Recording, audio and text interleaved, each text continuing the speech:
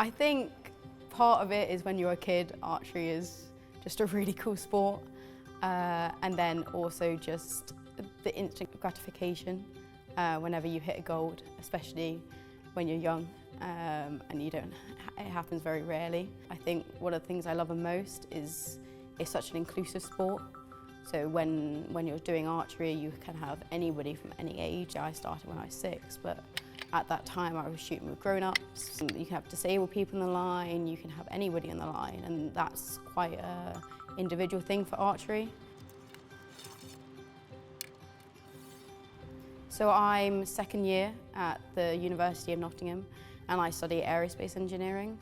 It's a very intense course with having such a big commitment, academic and athletic. You can't do both without having a good support team. And that comes in both the sporting side of the University of Nottingham, especially with Phil, but also the Faculty of Engineering as well. Having both of them come together to support you, without that, I wouldn't be able to do this. So I got target panic when I was around 15, and quite a lot of athletes have it, and quite a lot of archers in fact. It's just a mental block in effect. The brain is a very powerful and sometimes very annoying part of you, and trying to overcome it takes a lot of energy and a lot of mental processes, and it's way harder than you think.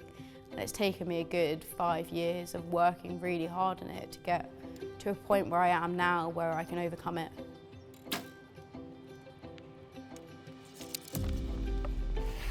So I started working with Louisa a couple of years ago now. Louisa wanted to study a very challenging course in aerospace engineering. That piece we knew automatically was going to be a challenge to balance with elite level sport. She's a highly accomplished athlete as well as student, so it wasn't really very hard to support her in terms of what she needs to achieve.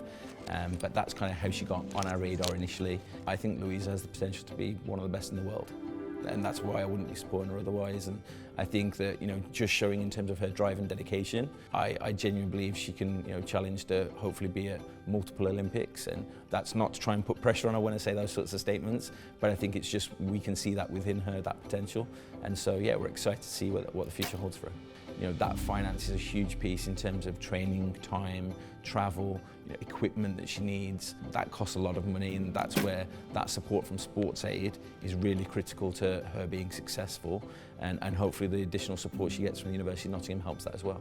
As much as you're aiming for individual competition goals and wins like that, the big picture is always the Olympics, and that's always going to be your main drive in life, especially for me. And I think getting so close to it in Tokyo, obviously Tokyo was still amazing, but because it was COVID, it was much more of a dampened sort of Olympic experience, I think. So yeah, I got really close to it, but it wasn't the Olympics as the Olympics is known to be. So Paris being the first Olympics after that, I'm really excited to try and be part of that.